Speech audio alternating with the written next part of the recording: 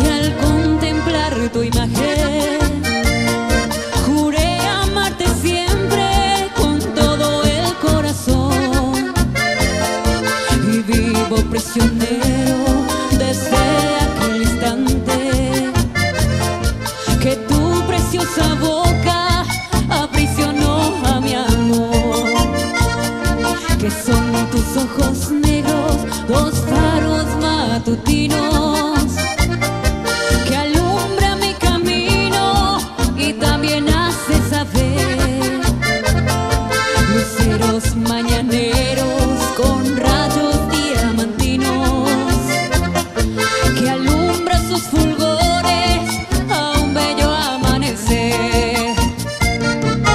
Bella virgencita amada, como quisiera besar esa tu boca de miel que es un rico fontanar,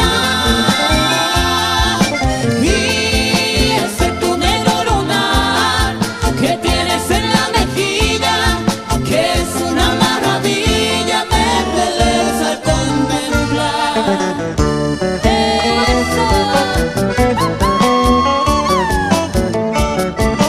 Cintia Serra, ay, ay, ay.